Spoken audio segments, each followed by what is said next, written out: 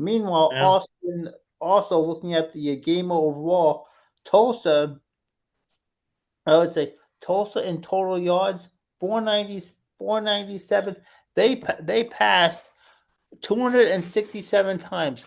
Tulsa's You is got it, yeah, Richard. You're right on target with that one. Oh yeah.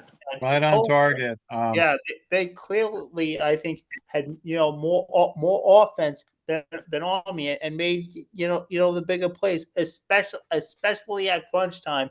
And this one certainly, without a doubt, it's gonna sting Well, that was until Richard. You Saturday. got it. You got it exactly. Tulsa had 497 yards of offense on 71 plays. Army 65 plays, 311.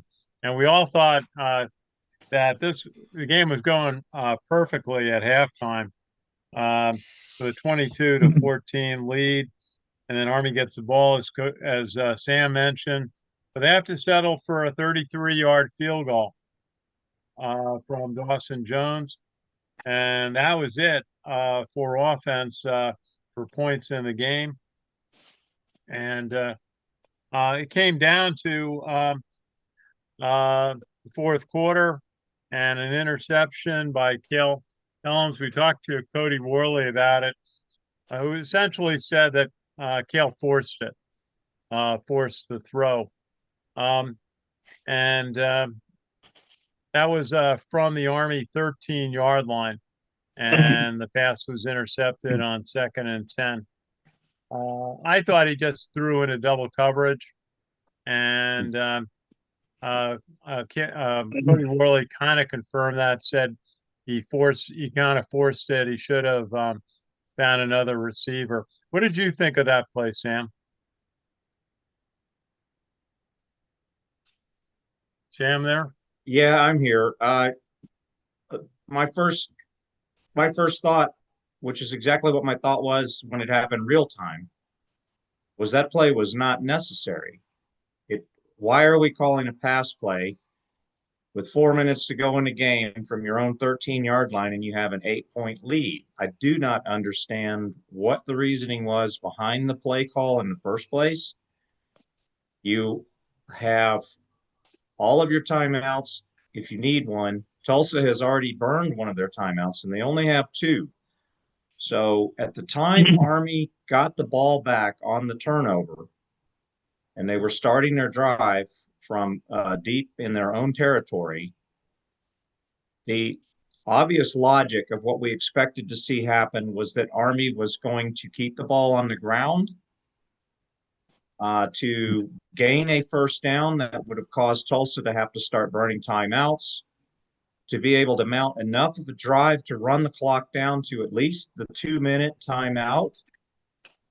And if the drive was not sustained, you then punt it deep, still with an 8-point lead, Tulsa with no timeouts, and you let it play out the way it should be playing out. The play calling in the second half was a reflection of the fact that it appeared that Tulsa made adjustments on defense. Army made 0 adjustments. And after Army's first drive of the second half, which was the only drive that they successfully maintained for any amount of sustained time off the clock, Army could not generate really any additional plays that were gaining more than 2 or 3 yards because they were getting dominated at the line of scrimmage. Up to that point, Army had pretty good success against Tulsa. But again, there is a real challenge starting from the beginning of the game that I have been pointing out as a very serious concern of mine since the beginning of the season. And it dates back to last season as well, and even farther back than that, if anyone's been following this huddle. And that is, there is a tendency of Army to go extremely conservative on offense, and that results in putting the brakes on momentum when you have offensive production. When Army came out on their first drive and attacked and was in the end zone in 2 plays, it was appearing that Army had come out to go ahead and be explosive on offense, run the score up, keep Tulsa on their heels, and keep running the score up.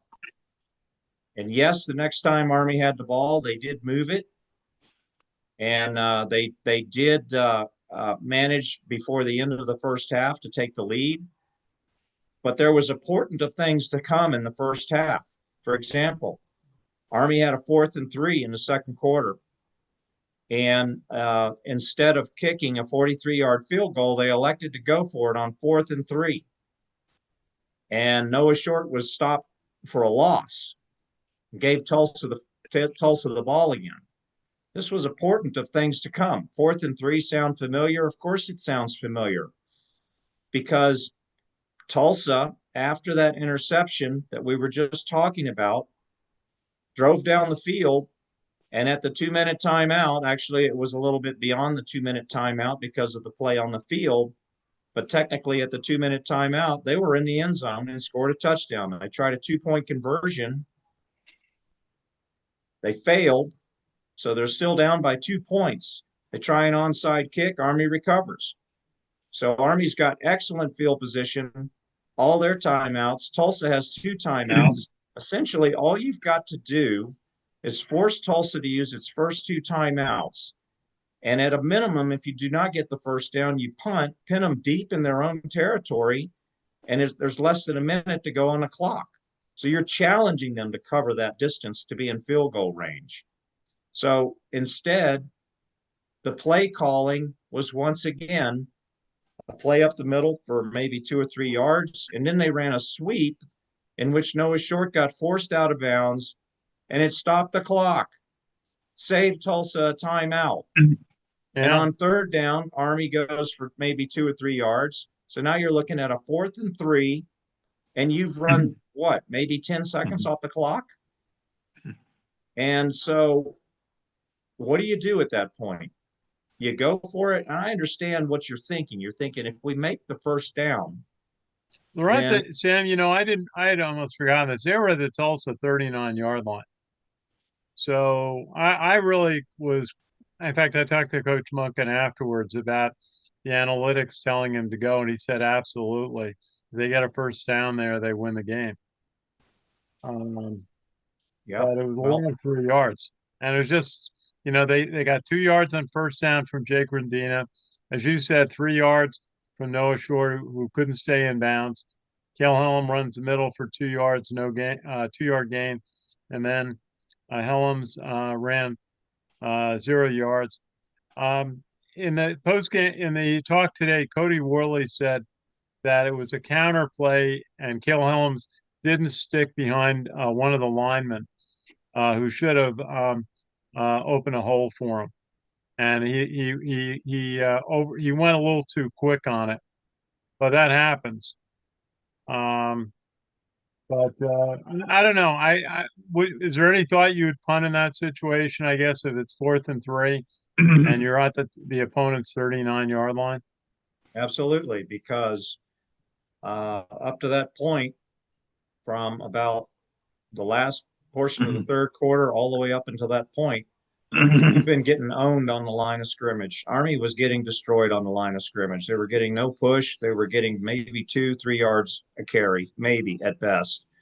And there was no sign, given the fact that they had already failed on a 4th and 3 in the first half.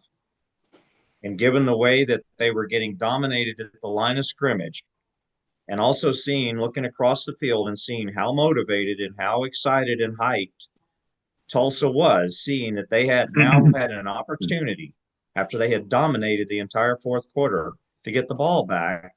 You just gave them the opportunity to get the ball back in the best possible situation you could. In my opinion, what they should have done was just came to the line of scrimmage, done a long snap, and hoped that Tulsa jumped off sides.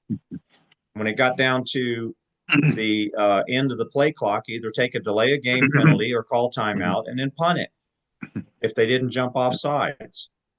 But your chances on that 4th and 3 play were very low, given the way the game was getting executed up to that point.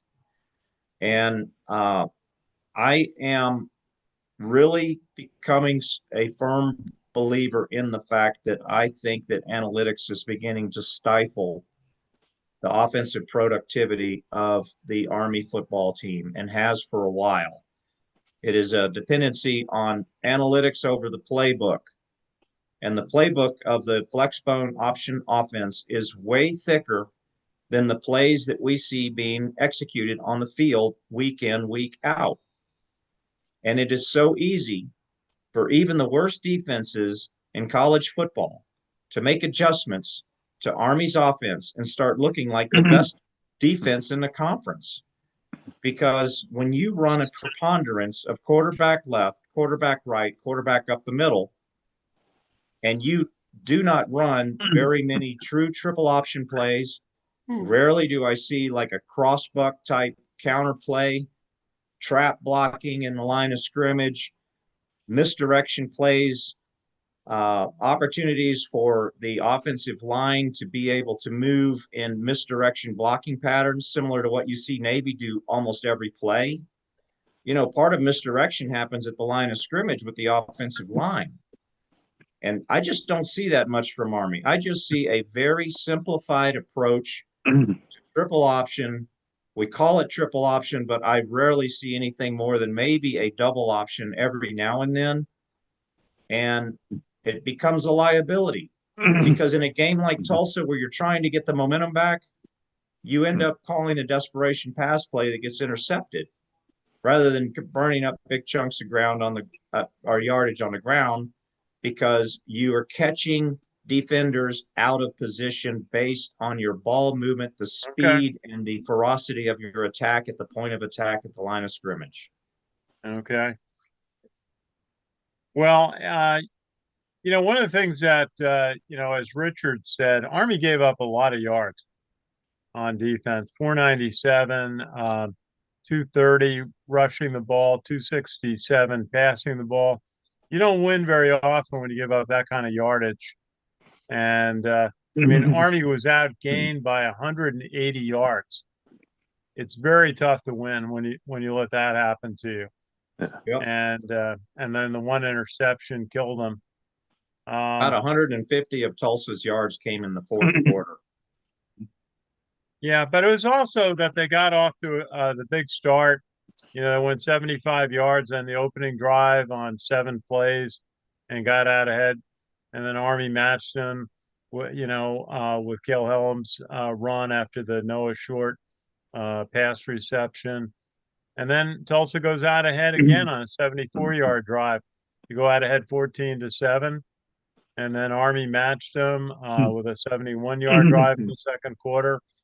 And then Army had the interesting thing. In fact, I asked Coach Munkin about it on the point after Tulsa had a penalty. I guess they were offside.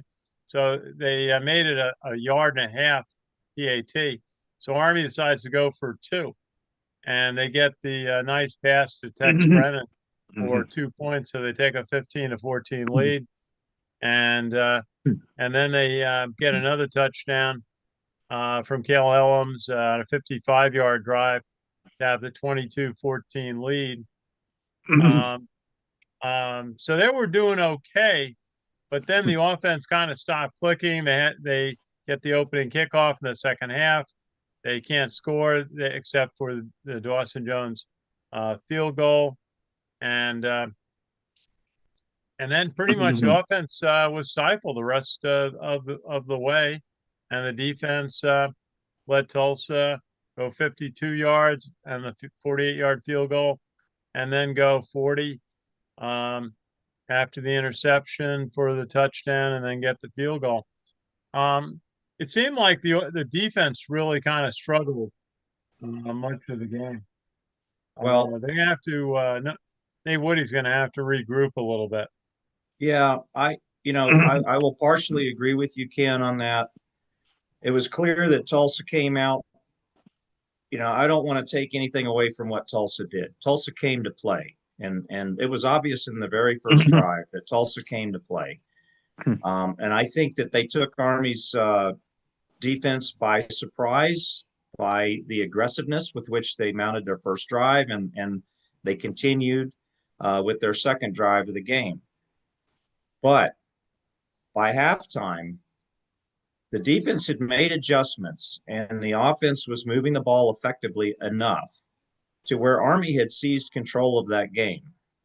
And Army continued control of the game until the field goal by Dawson Jones in the third quarter, at which time Army pretty much Army's defense, let's keep in mind, Army's defense, I believe that they stopped Tulsa one more time before Tulsa got their field goal, because I believe Tulsa got their field goal in the fourth quarter that made it 25-17.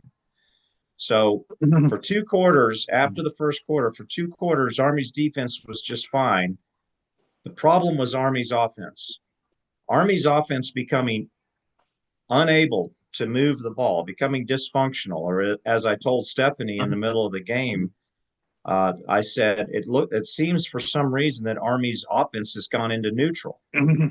So the problem became at this point was that Tulsa dominated the time of possession of late third quarter and the fourth quarter. And as much as we want to say that, Army's, Service Academy, Army's defense is way more physically prepared than other teams because of, everything they do outside of football, I'm here to tell you, if you keep them on the field like that, they get tired. And they got tired.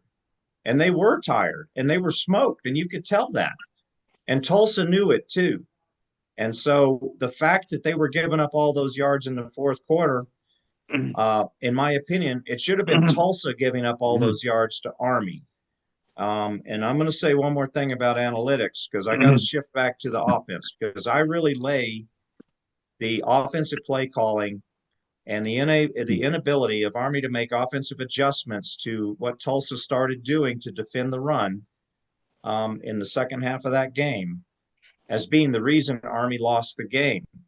And that is this: analytics has resulted in Army's play calling to be extremely predictable in any given yardage and down situation, especially this season. And what comes out of that, it is very easy for an opposition to be able to develop what I call reverse analytics when they play Army. Reverse analytics is they know, because of the predictability of Army's offense, what they can most likely expect Army to run on any given yardage and down situation. And Tulsa was clearly throwing some reverse analytics at Army's offense in the second half of that game. They knew what Army was going to run as soon as Army lined up to the line of scrimmage. And they were there with 10 men in the box, ready to attack it on every play. And Army made zero adjustments to take advantage of that, zero. And it was almost as if they were very reluctant to open up the playbook. And the one time they did, it was the wrong kind of call to be making in the wrong type of situation. And that was that pass play on second down from their own 13-yard line. Yeah, that really, was questionable. Why not just run the downs and punt if you have to? But to throw it up and then Kevin Cale, as Cody Worley said, he forced it. He should have seen the double coverage and checked off and run the ball. But he didn't. But that's, he's playing. I'm not, certainly. And they had pressure from the defense.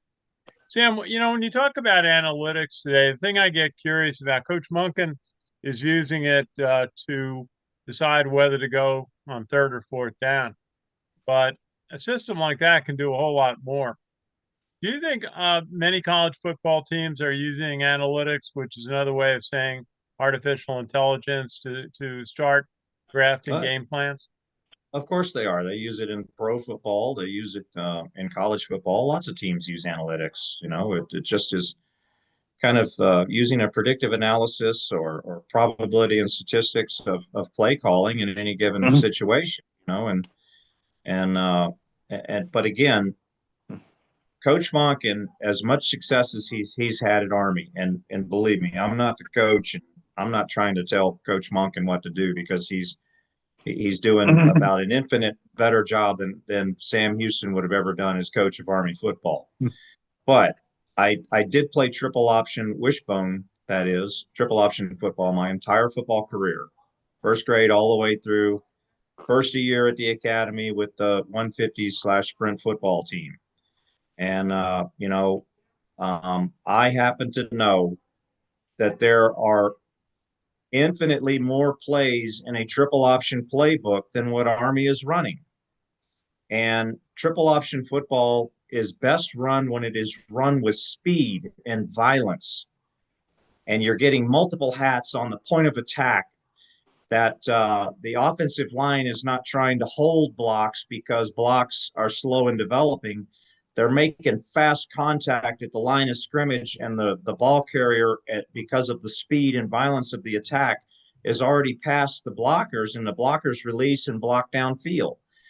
It's catching people out of position because of the amount of misdirection that you have available in your warhorse of your playbook. It's using your playmakers and getting them into space.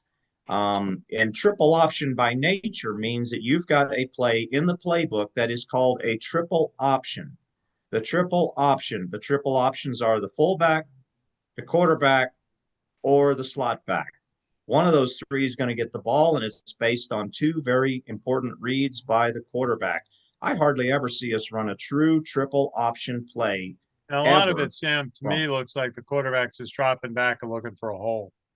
That's pretty much it. It has become what I call the equivalent of a high school single wing offense, where you're direct snap into the ball carrier, and he's just running left, right, or up the middle. Well, my concern is, like, Cale Helms ran the ball himself 32 times. But He's he did average game. 5 a carry. So it was being reasonable. But how long can your quarterback hold up? I think before this game, he had over 200 carries. He's approaching 250 carries on the season. Yeah. And, that's been a thing. I mean, even last year, the quarterback was getting so many carries. You wonder if they can hold up. But anyway, let's start talking about this week's game, and let's give Richard a chance. What was your big football game, college football game that you followed last week? What was the big outcome, Richard? The big college football game that I followed from last week was, as we look at the college football scores from last week. Let's see if we can get to the FBS. Let's see. Last week as I'm getting it up here, let's see. The biggest one from last week was, let's see. Let's see. South Carolina beating Coastal Carolina 51-7, and also let's see. You have Florida State defeating North Carolina State 21-11, and also, North Carolina State defeating Florida State 21-11, and also you have Rutgers and Ohio State, number one, the Ohio State Buckeyes, 42-9 over Rutgers. Yeah, the noise about Greg Schiano is starting to get louder. Rutgers fans seem to be frustrated that he cannot get Rutgers more competitive in the Big Ten. Constant challenge. Chuck, do you have anything on Navy or Air Force you'd like to mention? This is Navy was off. Last week. Yep, definitely. A couple of memorable games. Yeah, Air Force did suffer a defeat as well, but it's had quite a few. Who did Air Force lose to? Sam, did you follow that? Did you get a chance to watch? I didn't watch the game. I was kind of following on Stat Tracker. New Mexico. Yeah, New Mexico. And last week, not this past Saturday, but the week before, Liam Sarka fractured an arm. He's out for the season. So at this point, Air Force is running a converted fullback at quarterback. And if you were following the game on the Stat Tracker, at halftime, Air Force had maybe 20 yards of offense. I mean, it was pretty bad. So the fact that Liam Sarka fractured his arm and that Air Force is struggling with a backup quarterback right now is probably what's going to save Troy Calhoun's job this season. Well, they've struggled certainly from the years that they were kind of the dominant team in the Army Navy Commander-in-Chief trophy race. What in general would you say, Sam, is why has Air Force struggled in recent years after being very dominant 10 years ago? Sure. Well, Air Force was dominant from about 1980 all the way through about 2004. And that's when, about 1980 is when they hired a coach named Fisher DeBerry. Fisher DeBerry was he was a true prophet of wishbone triple option football and one of the best wishbone triple option football coaches ever. And he brought that system to Air Force, and he made Air Force become electric. And they dominated. They beat Notre Dame a few times. They beat a lot of people. And they even finished, I want to say the 1985 season, I want to say they finished as high as they finished in the top 10. And they continued to dominate until about the time Navy hired this guy named Paul Johnson. And Paul Johnson lost to Air Force his first season, and then he never lost to Air Force again. Midway through Paul Johnson's tenure, Air Force hired Troy Calhoun to be Fisher DeBerry's successor. Now, I want to say that Troy Calhoun was the quarterback's coach for Air Force at the time that he was hired as the head coach. And Troy Calhoun has had success at Air Force. There's no doubt. He's got over 100 victories, but he has not had the same type of success as Fisher DeBerry. He transitioned Air Force into the flex bone, but it's his coaching philosophy, I think, that has hurt him the most. And that is he has approached CIC games as though they are no different than any other game. And he's on record as saying that he treats CIC games as no different than any other game. And what's resulted is when you lessen the importance of the CIC games, you have less success in them. And that has really been very self-evident in the past few years. And the other thing is that he hurt himself badly by abusing the COVID system to have all the turnbacks. And he bankrolled Air Force's future on the turnback class. And it looked like everything was going swimmingly well in the 2023 season until Army rolled into Mile High Stadium and burst their bubble and pretty much wrecked their season. Yeah, that was something. Air Force was so confident that day. I think they were undefeated. They just took Army for granted. Army had just lost badly 3 games in a row. They had lost to LSU, they lost to Massachusetts, and they lost to Troy. I almost forgot they lost that 3-game series. Sure did. Yeah. In 2023, in fact, it started when they lost the game to BC, which they had a really good chance to win. And then they lost the 3 games in a row where they were dominated significantly. And then they came back that game at Air Force at Mile High Stadium. They just ran the ball real well, and they looked well prepared, ready to go, and Air Force didn't. So we'll see. But it's just such a change because in the early days of my covering Army football 15, 12 years ago, I always remember Temple and Air Force dominated coming in. Always. They would just run over Army now. So did Navy. So did Navy back then. Navy a couple of times too, most notably, what was it in 2013? I think it was. Anyway, okay, let's talk a little bit about UTSA. Their season, they lost their first 2 to Texas A&M and Texas State, giving up a lot of points, 43 points to Texas State. Then they beat Incarnate Word, and then they beat Colorado State by 17-16. They lost a game at Temple by a touchdown, and then they dominated Rice, scoring 61 points. Then they lost to North Texas, giving up a lot of points again, 55-17. Then they had arguably their best game. They've had two really good games in their last four. They beat Tulane 48-26 and lost to South Florida, giving up a lot of points, 55-23. Beat Charlotte. And then last week, a very impressive win, scoring 58 points against East Carolina, winning 58-24. So they've won 3 out of their last 4. What stands out about UTSA looking at that schedule, Sam? They're very good at home, which is scary, and they are inconsistent on the road.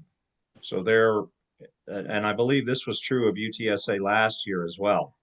As a matter of fact, I think that until earlier this year, they had been undefeated in conference play at home until they lost to whoever it was they lost to at home earlier this season. But when they play at home, they are very tough, as East Carolina found out. And East Carolina is a team that was one of the only other one-loss teams in the conference play coming into this past Saturday, and a team that had a lot of momentum and had been playing extremely well and was in the running for the conference championship game until they rolled into the buzzsaw at UTSA. But what scares me the most about UTSA, what is most concerning, I won't say scared, but what is most concerning about UTSA is that they have a lot of experience on offense and a lot of balance on their play. They have some excellent running backs, so they run the ball very well.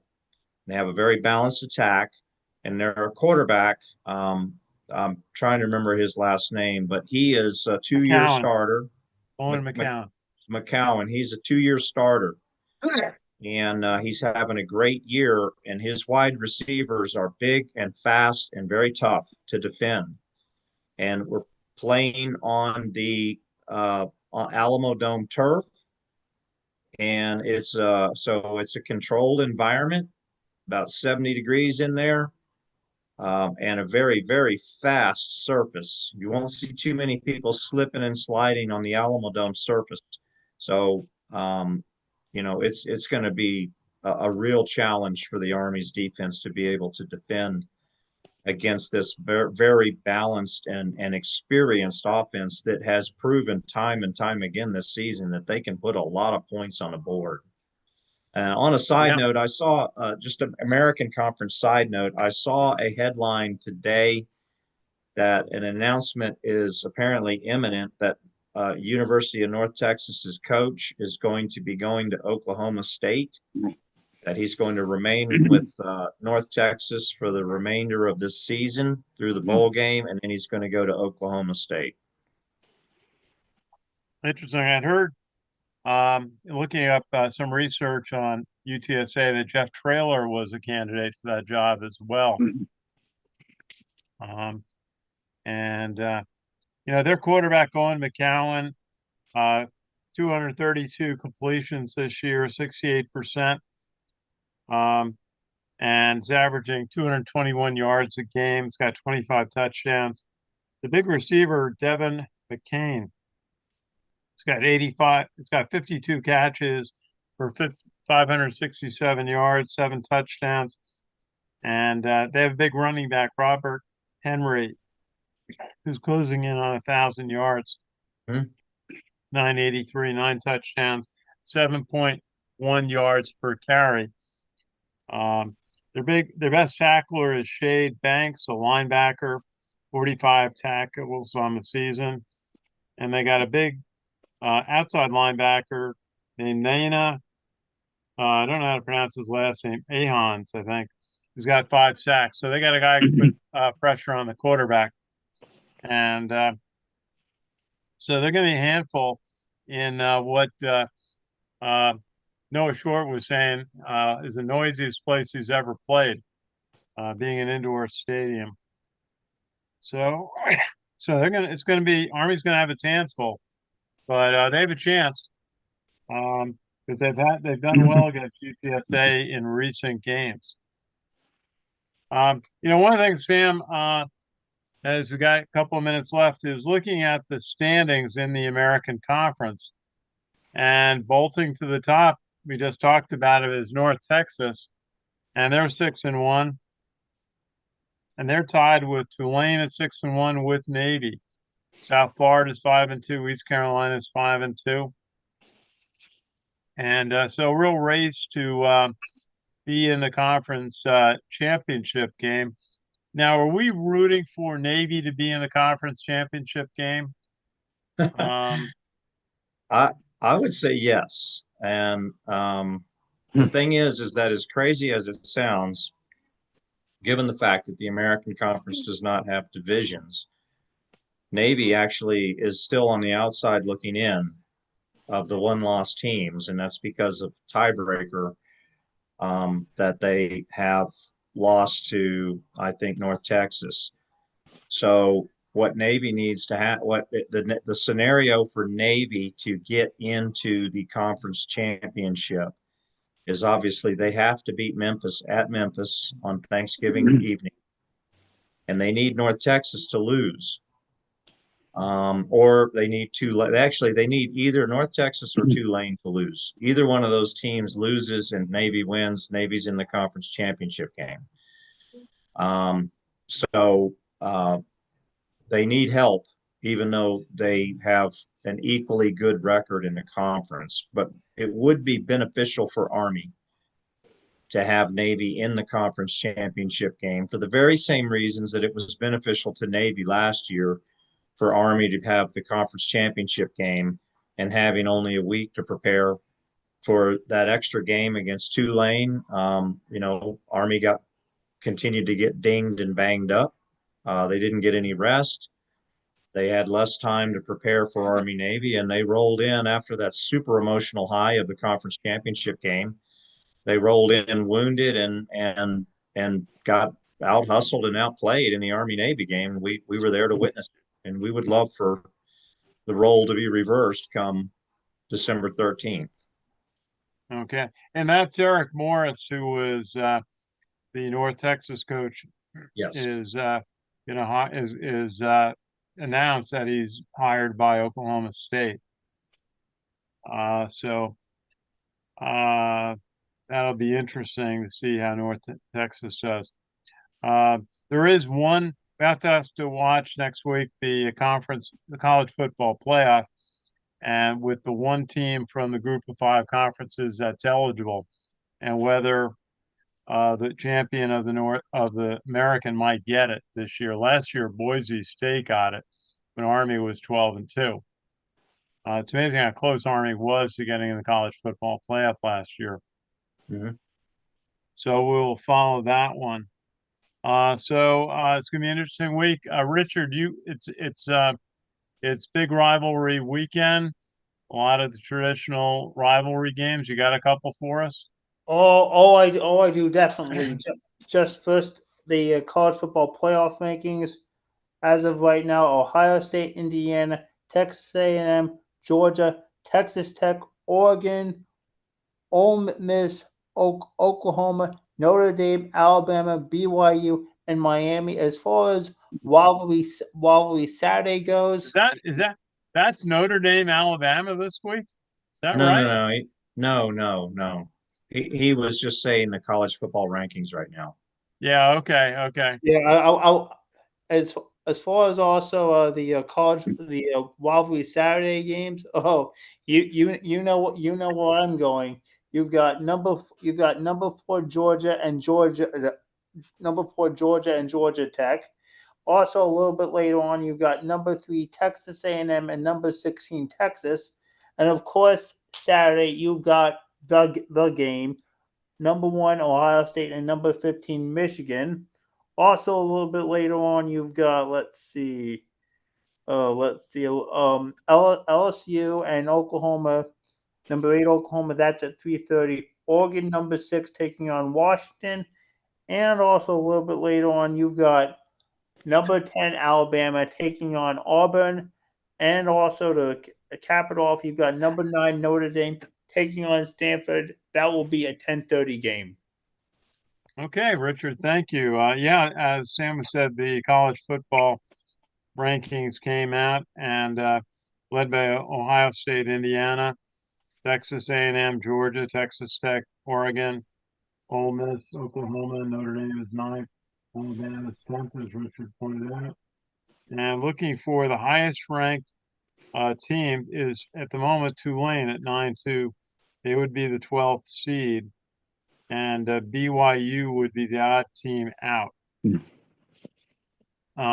With Miami at 11 and Tulane at number 12. So they need to win this weekend too.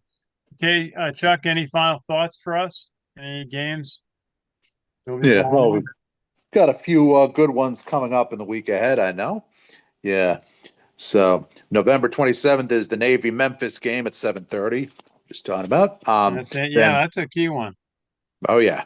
Be a good one. Then November 28th, 3:30, Temple versus North Texas. Be good. And November 29th, 12 noon, East Carolina, Florida Atlantic. Also the 29th, 3 o'clock. Yeah, is, I know, the one we all have a vested interest in, Tulsa Army. Okay, thank you, Chuck. That's great.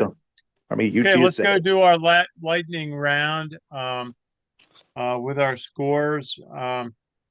Stephanie, do you know who had the prize last week for closest to the actual? I do not. We all I missed it. didn't write it down. Yeah. Obviously, we all missed the scores, but So the actual think- was 25-24. Nobody had Army with well, Herman Bulls had Army with 23, but nobody had Tulsa scoring over 17. Mm-mm. Jonathan and Richard had Tulsa with 17. Okay, so no prizes from last week. Yeah. Okay, let's do it. Okay, let's go with Chuck. What do you think score of Army at UTSA? Well, I think, Ken, that Army's going to hold a fairly strong lead in this one. We'll finish 35-17 over UTSA. Okay, very good. Thank you, Chuck. And let's go to Richard in Florida. What do you think, Richard? I'm going to agree with Chuck on that. I'm going to go the same score, 35-17 Army. No, you're going to take the same score? You want to divide the prize up if you win. Yeah. Okay. And Stephanie, would you like to offer? So I am going to say the same score, but instead of Army winning, Yeah. it'll be UTSA because they are favored to win as well. And if we keep playing the way that we are, I don't think we will win. We need to change it up if we want to win. Okay. Okay. And let's go to Colonel Sam. What do you see as the score in the game, Colonel? Yeah. So just a side comment with effect on Navy, and that is if I was to pick an upset between the North Texas game and the Tulane game for this coming weekend, I would say the upset would be Temple over North Texas. And that's because Temple's still trying to get into a bowl game, and North Texas they've got to be recoiling from the announcement that their coach is going to Oklahoma State. So we'll see if there's any effect on that. As far as this Saturday's game, hey, look, straight up, Army's offense continues to be the Achilles heel of this Army team, and it is my biggest area of concern. We're in the last quarter of the season. We've got 2 games left. They both mean something. UTSA is the difference between getting to a bowl game. And then, of course, we know what the Navy game means. I'm just going to tell you straight up that as good of a quarterback as Cale Helms is, and I think he's a great quarterback for Army, Cale Helms left, Cale Helms right, Cale Helms up the middle is not going to beat UTSA. Neither is it going to beat Navy. something's got to change on offense, and it starts with the playbook and opening up that playbook and being willing to take some risk on the playbook and letting the playmakers make some plays. Until that happens, if Army comes out and thinks that they're going to slow the clock down and just run basic direct snap run plays over and over against UTSA and be able to emerge any more victorious than they did against Tulsa, they're mistaken. And quite frankly, I just am not convinced that I'm going to see Army take any different approach on offense this Saturday. They're going to come and play 4 quarters of tough football. I think they're going to hang well. But in the end, I think this game is going to come down to a final drive by UTSA, just like 3 other losses in this season have come down to 4 other losses at this point in this season. And it's going to result in a UTSA victory at the buzzer. And we're going to walk away with nothing left to be able to hope for accomplishing as a CIC trophy. So I think the final score in this game is going to be UTSA 31, Army 28. 31-28. And tell me that again, which team? UTSA. 31. And I want to be wrong. So please make me wrong. Okay, so Sam and Stephanie are both taking UTSA. And we'll And we both want be to at be the proven game. wrong. We want to be wrong. I was wrong last time I picked against Army. That was Kansas State. Okay. And we were at that Okay. game. So let me just put it this way. Army is going to have to play like they played against Kansas State in order to emerge from the Alamo Dome victorious. Okay. Well, I know what I'm gonna pick, since you have 2 scores of the same. I think Army's got a lot to play for. They're consistent. Kill Helms is getting better with each game. Another strong game. You got Noah Short to try to get the ball out to. That's the keys. Can you get the ball to Noah Short? Good things happen when the ball is in his hands. They've got to get some production out of the fullbacks, and Jake Rendina and company need to try to be productive, and they got to get a few pass plays in. They've got some good receivers now, Noah Short, Brady Anderson, and a couple other guys. So I think they've got a good shot. I think the defense has got to play strong. UTSA can score a lot of points against some of the mediocre teams that they've played this year, but not necessarily against the good ones. They only got 17 points against North Texas. They got 23 against South Florida, and 58 that's against so. East Carolina. Yeah, East Carolina was so impressive, scoring 58. I don't know what East Carolina was doing. That wasn't the team I saw down in Greenville. Probably the same thing South Florida was doing against Navy a couple of weeks ago. Yeah. Well, anyway, I'm going to take Army, and I'm going to take it so I have a chance to win. I'm going to just go 34-18. Since we have 2 scores in at 35-17, the easy way is to take 1 point less on for Army and 1 point more for UTSA. And I got a wide margin for a chance to win. So we have 2 chats in the live. Charlotte says Helms actually has an Army, so they should let him. Okay, it was redacted. Another one said, interesting stat, guys. Army is undefeated against UTSA in the Alamo Dome, won in 2019, 2020, and 2023. Well, that's success. Very true. And so that's great. I appreciate our live listening audience. And I just want to move the topic before we close to the great holiday at hand, Thanksgiving. So important to everyone in the military. Yeah. And we've done some reports over the years from hearing about Thanksgivings on Navy ships, at Army bases, and the traditions that the officers serve the enlisted soldiers or sailors that day. Sam, you've been there. You've been overseas for Thanksgivings. What is it like? What does it mean to everybody? When you're deployed, you're enjoying you're experiencing the holidays away from your family, but in the reality, you're spending it with your family.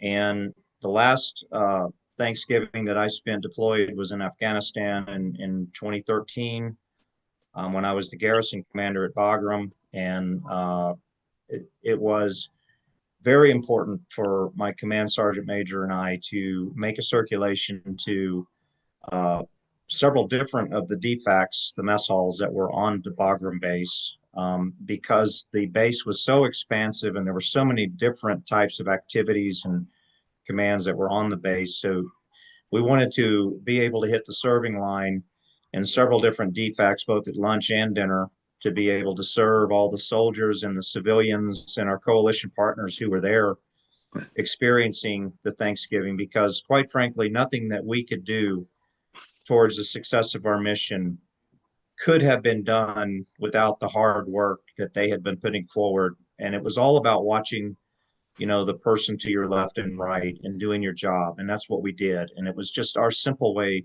as commanders, as a command team, to be able to give back to them when we had the opportunity. And it wasn't until the midnight chow at as it turned out, the Air Force DFAC that was closest to where our billets were, that my command sergeant major and I finally walked over and enjoyed our Thanksgiving supper together. And it was a very rewarding day. Well, Colonel, we want to say thank you for your service to our country. You've been overseas. How many years overseas were you? About between Iraq and Afghanistan, and some outliers like 7 months in Liberia and West Africa and stuff like that. About 6 years from the time 9/11 happened until the time that I came to my last duty assignment at Fort Hood at the end of 2014. There was about 6 years in there where I was deployed in those locations, in combat zones, and doing various works at a couple of commands and on specialized teams and some other work that we did. And it encompassed everything from the initial invasion of Iraq to, when we were trying to create the retrograde out of Iraq, the surge. And then when we were trying to convert the Bagram base into the hardened facility that was supposed to be the Resolute Support Mission package in the enduring base in the theater. Well, we're in awe of your service to our country, and your colleagues and all the people we meet at West Point, the alumni who've just provided extraordinary service and extraordinary things and sacrifice, as you described, being overseas on holidays. And we appreciate that, and we love telling your story. Yeah. On a side note related to the huddle, I just wanted to mention that as it turns out, the very first time that I ever met Jeff Monken in person was when I was the garrison commander at Bagram. And Jeff Monken had just come on as Army's coach, and he and Lieutenant General Caslin, Soup Daddy, came to Afghanistan to do a quick tour of Afghanistan. And this was close to the Christmas time frame when they did this. And when they came to Bagram, they wanted to have supper with all of the brigade level commanders in Bagram who were West Point graduates. And it turned out that there were only two at the time. There was myself, and there was Army football legend Pete Andresiak, who commanded the Theater Engineering Brigade, an absolute giant of a man. And we went into the REC East Commander's DFAC and sat with General Caslin and Energizer Bunny Jeff Monken, who talked our ears off. And I loved every minute of it, for at least an hour and a half, talking about everything that was going to change in the culture and the future for Army football. And I'm here to tell you, he's brought it all true. Absolutely. I remember when Coach Monken did that trip and he came back, he told a little bit about it and how impressed he was and in awe of all the soldiers and officers that he met when he went out to Iraq and Afghanistan on that trip. Well, anyway, we can wrap up. Thank you, Sam, for your reminiscing of your service and Thanksgivings overseas. And again, we our best to all military members who may be serving overseas. We always think maybe we're providing a little bit of entertainment to our military overseas when they can watch one of our shows or one of our reports. And so I thank everybody. We've got Richard Miller in Florida. Thank you, Richard. We've got Ken. Chuck. Thank you. And we've got Chuck Donegan in Long Island. Thank you. Thank you for helping me cover the game last Saturday. My pleasure, Ken. Happy Thanksgiving. Yeah, thank you. You too. And Stephanie out in Minnesota. We'll see you down in San Antonio this weekend. Yep. See you in Thank San you for getting Antonio. us on the air. And Colonel Houston, thank you. And really, thank you again for telling the story of being overseas on a Thanksgiving, in that case in Afghanistan. Great You to bet, have Ken. you. Happy Thanksgiving to everyone on the team, and to Ken, Stephanie and I will see you in San Antonio. Hopefully, we'll see you at the Christmas parade down at the Riverwalk and on Friday, and then beat UTSA. Prove Stephanie and me wrong, please. We want to watch you. We want to watch you guys make us look like chumps come Saturday Sorry, when buddy. the game's over. Well, I got it in at 34-18. Okay, well, thanks everybody. Let's wrap up. And again, happy Thanksgiving to everyone. And this is the Army Football Huddle, a production of CamVetsMedia. We cover cadets, midshipmen, the military, and veterans proudly since 2008. Thanks for watching. All right. Have a good night, you guys. Okay. Thanks for watching, Okay, everyone. thanks, Happy everybody. Thanksgiving, Happy everyone. Thanksgiving. Take care. Bye. Good night. Bye.